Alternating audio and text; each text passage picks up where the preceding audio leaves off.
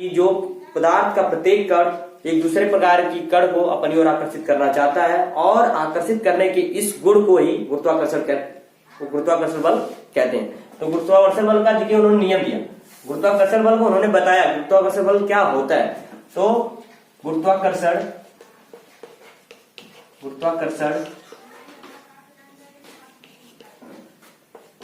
का सार्वत्रिक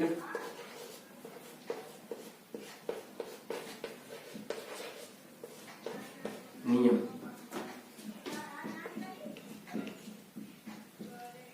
गुरुत्वाकर्षण का सार्वत्रिक नियम।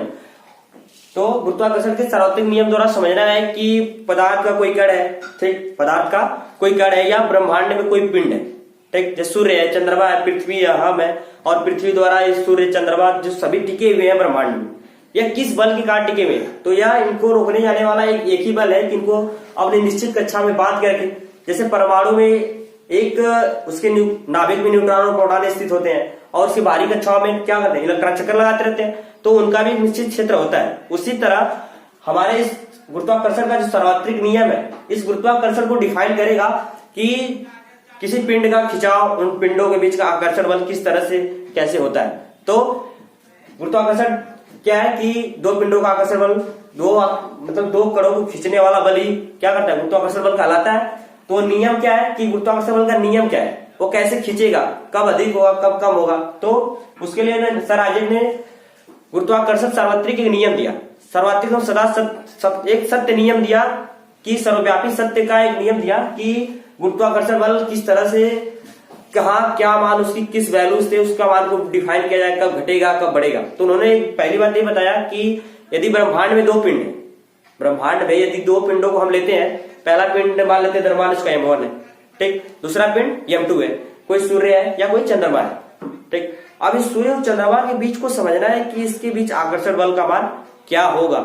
आकर्षण बल मतलब एक्सटर्नल फोर्स। या न्यूटन ने इसके पहले भी आपको एक नियम बताया, प्रिंसिपिया पुस्तक में उन्होंने एक नियम लिखा, ठीक है ना, जिसे न्यूटन गति विषयक नियम कहते हैं। 3 नियम दिया गति के, गति का दिया कि जब कोई वस्तु गति करती है तो किस तरह से गति करती है, गति करेगी या ना करेगी, उस समय नहीं नियम दिया।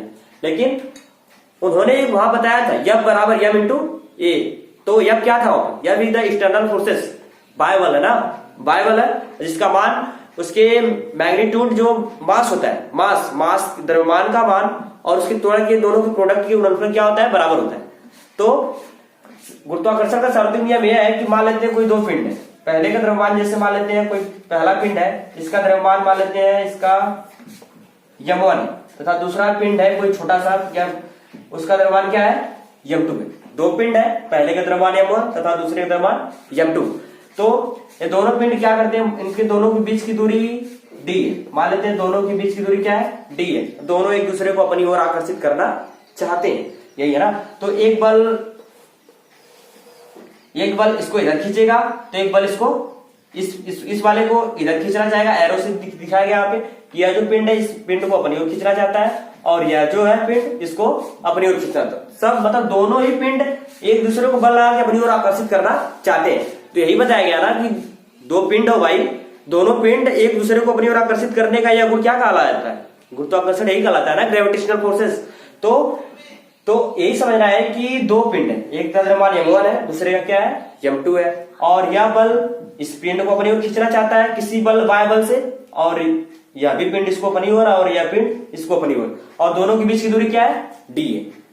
तो दोनों के बीच देखिए गुरुत्वाकर्षण नियम है कि नहीं आपको, क्योंकि यह इसको अपनी ओर खींचना चाहता है और यह इसको अपनी ओर और यह इसको, मतलब यह इसको खींचना चाहता है और यह इसको खींचना चाहता है। गुरुत्वाकर्षण नियम है कि नहीं इसमें। लेकिन गुरुत्वाकर्षण का नियम कैसे डिफाइन किया जाए, तो न्यूटन ने बताया इस बात को कि अगर ब्रह्मांड में किन्हीं दो विंडो के बीच का जो द्रव्यमान का m1 और m2 और उसके बीच की जो डिस्टेंस g है, इसके बीच अगर गुरुत्वाकर्षण g के मान की गणना करना हो या उसके द्वारा एक्सटर्नल फोर्सेस बाय बल f का मान गणना करना हो, तो जो बल का मान होता है, जो बल का मान f, जो बल का मान होता है वह अनुक्रमानुपाती होता है m1 एंड m2।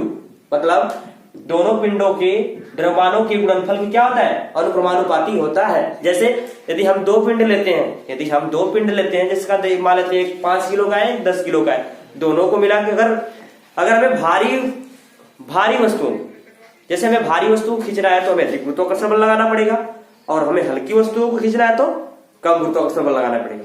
तो गुरुत्वाकर्षण को समझने के लिए उन्होंने पहला नियम यही दिया कि अगर दो पिंड है, m1 है और m2 है, अगर ये दोनों पिंड अधिकतर कोई भारी है कोई ज्यादा भारी हो जाए, इससे ये भारी और इससे थोड़ा सा एक कम, लेकिन दोनों ही भारी अवस्था में, मतलब उनका वेटेड जो हो बहुत ज्यादा हो, वेट ज्यादा होगा, तो क्या होता है कि इस अवस्था में जो इसका बायबल होता है, जो F, इसको खींचने का प्रयास तो करता है लेकिन ज्यादा बल लगाना पड़ता है इसको। तो कहने का मतलब उन्होंने यही दिया कि जो एक्सटर्नल फोर्सेस F है फोर्स, और जो इन दोनों मासेस का, जैसे m1 पहला जो पिंड है उसका मास m1 तथा दूसरा जो पिंड है उसका मास क्या है m2 है, तो m1 और m2 दोनों को जो बायबल लगेगा इन दोनों के गुणनफल क्या होगा, अनुक्रमानुपाती होगा। मतलब कहने का ये कि यदि दोनों पिंडों का द्रव्यमान अधिक होता है तो उनके द्वारा एक्सटर्नल फोर्सेस भी क्या लगाना पड़ेगा, अधिक लगाना पड़ेगा। ठीक है, दोनों पिंडों क्या करना पड़ेगा, बल अधिक लगाना पड़ेगा दोनों को खींचने के लिए। अगर दो, और सीधी सी बात है भाई, कोई हल्की वस्तु होती है तो आसानी से हम खींच लेते हैं या उसका आकर्षण बल आसानी से हो जाता है, लेकिन जब कोई भारी वस्तु आ जाती है तो उसको आकर्षण बल अधिक लगाना पड़ता है। जब आकर्षण बल अधिक लगाएंगे तो ग्रेविटेशनल फोर्स मतलब गुरुत्वाकर्षण बल भी अधिक लगेगा। ठीक, तो अनुक्रमानुपाती का मतलब यही होता है कि अगर इन दोनों का द्रव्यमान अधिक है तो बल भी क्या होगा, अधिक होगा, और दोनों का द्रव्यमान कम है तो बल भी क्या करना पड़ेगा, अधिक लगाना पड़ेगा, कम लगाना पड़ेगा ना। अगर कम है तो कम लगाना पड़ेगा आकर्षण बल, और जब आकर्षण बल कम लगेगा तो गुरुत्वाकर्षण बल तो कम लगेगा ना। सीधी सी बात है भाई, जब दो पिंडों के बीच आकर्षण बल कम लगे तो गुरुत्वाकर्षण बल भी कम लगेगा। अगर पिंडों के बीच आकर्षण बल बहुत अधिक प्रबल हो तो क्या बल भी, मतलब आकर्षण बल अधिक हो तो बल भी अधिक लगेगा, और बल अधिक लगेगा तो गुरुत्वाकर्षण बल भी ऑटोमेटिक, सीधी सी बात है कि अधिक लगेगा। दूसरा नियम उन्होंने ये दिया कि इन दोनों पिंडों की जो दूरी है, दोनों पिंडों के बीच जो पहला पिंड है m1 है जिसका द्रव्यमान, और दूसरा पिंड जिसका द्रव्यमान क्या है m2 है, दोनों पिंडों की कुछ दूरी पर स्थित है, कुछ दूरी पर स्थित है। तो दोनों के बीच की जो दूरी है, तो जो बल लगता है, जो वाय बल ये जो कार्य करता है, इसमें कार्यरत होता है, इस बल का मान इन दोनों पिंडों के बीच की दूरी के वर्ग क्या होता है, व्युत्क्रमानुपाती। तो इसको इक्वेशन नंबर 1 ले लीजिए, इसको equation number 2, equation first and equation 2। ठीक, इक्वेशन फर्स्ट एंड इक्वेशन 2 से हम फाइंड करेंगे कि क्या हो सकता है इस बाय एक्सटर्नल फोर्सेस का मान, इस बाय एक्सटर्नल फोर्सेस का मान क्या हो सकता है। तो देखिए यहाँ पे जो बताया गया m proportional m1 and m2, तो यह दोनों पिंडों का गुणनफल क्या है, अनुक्रमानुपाती है। दूसरा जो बल का मान है बाय फोर्सेस या इसका, इसकी व्युत्क्रमानुपाती, किसके, इन दोनों पिंडों के बीच की दूरी के क्या है, व्युत्क्रमानुपाती है। यदि अगर डिस्टेंस का मान अधिक हो, जैसे कहने का मतलब अगर इस दोनों m1 और m2 दोनों के बीच की दूरी अधिक हो तो भाई बल, जो बल का मान है, बल का मान है थोड़ा कम लगेगा ना, बल दूर है थोड़ा पकड़ेगा, छोड़ेगा, छोड़ देगा, पकड़ लेगा, थोड़ा कम। चुंबक यही होता है, दूर होता है तो खींचता है थोड़ा, लेकिन पास आता है तो खींचने लगता है तेजी से। तो यही अगर पिंडों की दूरी अधिक है तो उनके बीच जो ग्रेविटेशनल फोर्स लगेगा, जैसे कोई पिंड बहुत दूर है तो उसपे जैसे हम जैसे ही इस मंडल को वायुमंडल में चले जाते हैं, उसके अंतरिक्ष में जैसे ही ट्रांसफर हो जाते हैं, उसके बाद वस्तु नीचे नहीं आती है, जो वस्तु होती है वो नीचे नहीं आती है, वो चली जाती है, मतलब उसमें ही गमन कर जाती है और उस मंडल में रह जाती है, मतलब उसमें गुरुत्वाकर्षण बल लग ही नहीं रहा है। मतलब इसका भी एक क्षेत्र है कि इस क्षेत्र में अगर वस्तु रखेंगे तो उसको और आसानी से खींच लेगी। तो ज्यादा दूरी होने के कारण गुरुत्वाकर्षण का बल जो मान होता है, आकर्षण बल का वो मान कम होता है। लेकिन अगर जैसे ये पिंड यहाँ पाए जैसे पास खींच कर एक जगह कर लेता है, एक जगह कर लिया तो क्या हो गया, पिंड एक जगह कब आएंगे, पिंड एक जगह तभी आएंगे जब गुरुत्वाकर्षण बल मान क्या हो, बहुत ही अधिक हो। ठीक है ना, बहुत क्या हो, जब पिंड के मान जब अधिक हो जाए, जब खींच के हम पास कर दे वस्तुओं को तो समझ जाएंगे कि हाँ गुरुत्वाकर्षण बल का मान अधिक है। देखिए तो एक राशि का मान बढ़ा रहे हैं तो दूसरी राशि का मान ऑटोमेटिक क्या हो रहा है, घट रहा है। ये बढ़ा रहे हैं तो ये घट रहा है। आकर्षण बल बाय बल बहुत अधिक लगाओगे तो पास आ जाएंगे ना, और वही बाय बल कम लगाओ तो पिंड पास आएंगे नहीं आएंगे। मतलब बाय बल अधिक होगा तो उनके बीच की दूरी क्या होगी, बहुत ही कम होगी। बाय बल अधिक है तभी तो पास में है, तो दो पिंड पास में है तो दोनों के बीच की दूरी कम है कि नहीं, तो बाय बल अधिक होगा तो इनके बीच की दूरी कम। ठीक, और बाय बल अगर हम बाय बल का मान थोड़ा कम करें, कम हो, बाय बल लगाए ही ना तो पिंड को हम खींच नहीं पाएंगे और वह पिंड दूर का दूर ही रहेगा। ठीक, तो दो नियम दिया, equation first and equation second से। देखिए इक्वेशन समीकरण 1 वह समीकरण 2 से, समीकरण 1 और 2 से, समीकरण 1 और 2 से देखिए क्या हो जाएगा, यह प्रोपोर्शनल m1 एंड m2 बटा डी स्क्वायर। देखिए यह इस जो बाय वाल का मान है इन दोनों के अनुपाती है, अंश में ही है, और यह इसकी क्या है, प्रोपोर्शनल तो है, इसके मतलब अनुक्रमानुपाती तो है, लेकिन क्या है इसकी व्युत्क्रमानुपाती। तो यहां से जब इसका मान निकालेंगे यम का मान, तो यम इस नियतांक जो प्रोपोर्शनल होता है, जब जैसे ही बराबर इसका मान रखते हैं तो इसका नियतांक के रूप में एक मान मिलता है जिसको कहते हैं गुरुत्वाकर्षण नियतांक। यहीं से इसका मान डिफाइन होता है, ठीक, यहीं से इसका मान आता है जिसको कहते हैं कैपिटल जी m1 m2 बटे डी स्क्वायर। और इसी तरह हम गुरुत्वाकर्षण नियतांक का मान निकाल लेते हैं। यहां से देखिए जी का मान निकालना, कैसे निकालेंगे जी का मान, जब इस प्रोपोर्शनल के मान को हम हटाते हैं तो इसके रूप में जब बराबर हम स्थापित करते हैं तो इसका एक नियतांक के रूप में एक मान हमें प्राप्त होता है, नियतांक के रूप में हमें एक मान प्राप्त होता है जिसे गुरुत्वाकर्षण नियतांक कहते हैं। क्या कहते हैं, क्योंकि यह गुरुत्वाकर्षण नियतांक का ही मान है ना, गुरुत्वाकर्षण नियतांक का ही मान है कि जैसे ही हम इसके जगह प्रोपोर्शनल हटा के बराबर स्थापित करते हैं तो इसका कुछ ना कुछ मान मिलता है जो क्या होता है, उस नियतांक के रूप में निश्चित स्थित रहता है, नियत रहता है, और उसी नियतांक को ही गुरुत्वाकर्षण नियतांक, सार्वत्रिक नियतांक कहते हैं, ठीक है ना, जिसका जी का मान, और यही गुरुत्वाकर्षण मान है, यही गुरुत्वाकर्षण है। इसी का मान निकाले, कैसे निकाले बताइए, गुरुत्वाकर्षण जी का मान निकालना है तो देखिए डी स्क्वायर का इसमें क्या है, भाग है, इधर क्या है, एफ है, तो डी स्क्वायर में जब इसमें भाग है तो इधर आके क्या करेगा, गुणा करेगा, तो यहां से एफ बराबर हो जाएगा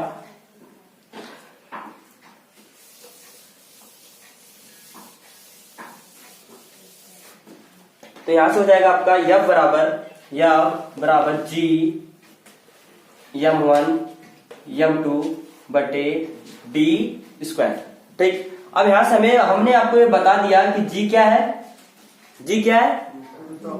गुरुत्वाकर्षण नियतांक है, क्योंकि जब इस प्रोपोर्शनल को हटाए हम तो इसका मान एक नियतांक के रूप में मिला, क्योंकि भाई हम जब भी यहां बराबर लगाएंगे तो इसका तो कुछ मान होगा ना, ये कहां जाएगा, तो इसी के नियतांक के रूप में एक गुरुत्वाकर्षण नियतांक नियम है ना, एक गुरुत्वाकर्षण सार्वत्रिक दो नियम दिया गया और उसी नियम के तहत ये प्रोपोर्शनल लगाया, अनुक्रमानुपाती का चिन्ह लगाया, जब ये हटेगा तो इसका कुछ मान मिलेगा और वही मान क्या कहलाता है, गुरुत्वाकर्षण नियम से मिला है तो गुरुत्वाकर्षण नियतांक कहलाता है, ठीक। और इसी को गुरुत्वाकर्षण सार्वत्रिक नियतांक कहते हैं, क्योंकि इस जी का मान जो होता है, इन दोनों के द्रव्यमान, जो जी का मान होता है, जी कैपिटल जी, जो इस कैपिटल जी का मान होता है, इन दोनों द्रव्यमानों m1 और m2 दोनों के द्रव्यमान, समय, प्रकृति और उसके माध्यम पर निर्भर करता है, इसलिए कहते हैं जी का सार्वत्रिक नियतांक कहते हैं। जी का मान निकालने के लिए देखिए जी का मान कैसे निकाले, ये गुरुत्वाकर्षण नियतांक है, इसका मान हमको निकालना है, तो कैसे निकाले, डी स्क्वायर में क्या है, इसमें भाग है ना, तो इधर क्या करेगा, तो यह डी स्क्वायर, यह क्या है, बाय फोर्स मतलब बाय बल है ना, यह तो डी स्क्वायर जी m1 m2, ठीक है, क्लियर। अब यहां देखिए इसके बाद हमें किसका मान निकालना है, जी का मान निकालना है, तो जी क्या है, जी का इसमें m1 m2 में क्या है, गुणा है ना, दोनों पिंडों का द्रव्यमान m1 दूसरे का m2, दोनों में क्या है, इसका गुणा है ना, तो जब इसका इसमें गुणा जरा क्या करेगा ये, तो यह डी स्क्वायर यहां से आ जाएगा m1 इंटू और इसका मान आएगा कैपिटल जी, और यही देखिए गुरुत्वाकर्षण नियतांक का सूत्र है, गुरुत्वाकर्षण जो आप पढ़ रहे हैं, गुरुत्वाकर्षण का जो सार्वत्रिक नियम पढ़ते हैं, गुरुत्वाकर्षण के इस सार्वत्रिक नियम के अनुसार देखिए हम उसको नियतांक प्राप्त किए, नियतांक प्राप्त करने के बाद हम इसके डी स्क्वायर द्वारा इसमें भाग किया गया, तो भाग करने के प्रोसेस के द्वारा हम इसको तुरंत ही इधर भाग किया, इधर गुणा कर दिए, किए कि नहीं, तो यह डी स्क्वायर आ गया। अब यह डी स्क्वायर के बाद यहाँ जी m1 m2 है, ठीक, हमें जी का मान फाइंड करना है ना, क्योंकि हम गुरुत्वाकर्षण पढ़ रहे हैं, तो इसका मान फाइंड करना है, तो m1 m2 का इसमें क्या है, गुणा है ना, तो इधर क्या करेगा, भाग। तो अब बात हुई कि हमने गुरुत्वाकर्षण के मान को हमने निकाल लिया, अब यहां से क्या हो जाएगा, देखिए जी बराबर, इसको ऐसे भी लिख सकते हैं, साइड चेंज करते हैं, थोड़ा क्या लिखें, यफ डी स्क्वायर बटे m1 इंटू m2, और ये आपका सूत्र है, ये हमारा सूत्र है। अब बात हुई कि हमें इसका मात्रक निकालना है, और पहली बात तो यहाँ पे जो जी था ये क्या था, एक नियतांक था ना, और इस नियतांक जो मान नियत होता है, जो नियतांक होता है, जैसे थोड़ा स्मॉल जी का मान कितना होता है 9.8, ये होता है ना 9.8 होता है मीटर पर सेकेंड स्क्वायर, या कभी कभी नियर अबाउट 10 भी ले लेते हैं, 10 भी ले लेते हैं। और इसी तरह जो मान नियतांक होता है उसकी कुछ ना कुछ वैल्यू होती है, ठीक, कुछ ना कुछ वैल्यू होती है।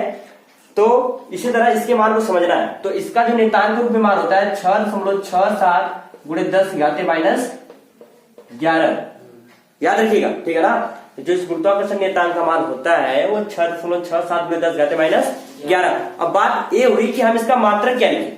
जैसे लंबाई का मात्रक मीटर होता है, ठीक, समय का मात्रक सेकंड होता है, प्रारंभिक वेग है चाहे अंतिम वेग उसका मात्रक मीटर पर सेकंड ना, यही होता है ना, मीटर पर सेकंड या किलोमीटर प्रति घंटा।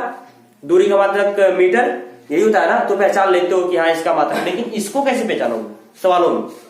तो इसका मात्रक निकालते हैं, पहले मात्रक निकाल ही लेते हैं। देखिए आप, बल का मात्रक न्यूटन, तो यहां से मात्रक निकालते हैं, न्यूटन हो जाएगा। इसको मिटा देते हैं, देखिए निकाले, ठीक। मान फिर से आप देखिए, मान नियत याद रखेंगे, बहुत इंपॉर्टेंट है। कैपिटल जी का मान 6.67 गुणे 10 घाते -11, ठीक। अब मात्रक यहां लिखना है, क्या लिखे, तो यहां से निकालना है जी बराबर बल का मात्रक न्यूटन हो जाएगा, डी स्क्वायर डिस्टेंस है ना, डिस्टेंस का मात्रक, दूरी का मात्रक क्या होता है मीटर, तो क्या हो जाएगा मीटर स्क्वायर, ठीक है, बटा। अब यहाँ पे M1 M2 दोनों का मात्रक, द्रव्यमान का मात्रक किलोग्राम, 1 किलोग्राम दोनों ही मात्रक किलोग्राम होगा ना, किलोग्राम, तो यहाँ हो जाएगा किलोग्राम स्क्वायर, ठीक, समझ गए, किलोग्राम स्क्वायर। तो अब क्या लिखिए, जी का मात्रक देखिए यही है ना, 6.67 गुणे 10 घाते -11 है। अब मात्रक लिखना है, क्या लिखना है मात्रक, इसकी यूनिट को दिखाना है कि हाँ कैसे पता करें कि ये मतलब गुरुत्वाकर्षण नियतांक है, ठीक। सवाल में तो वैल्यू लिख दिया इतना, अभी कैसे पता करें, और ये नियत होता है, ये मान सवालों में अपने मन से रखना है। और कोई मात्रक पूछ दिया तो कैसे बताएंगे, तो इस मात्रक को बताने के लिए इसका मात्रक हम निकाल चुके हैं, क्या मिला न्यूटन, ठीक, न्यूटन मीटर स्क्वायर प्रति, बटा को प्रति बोलते हैं ना, न्यूटन मीटर स्क्वायर प्रति किलोग्राम स्क्वायर।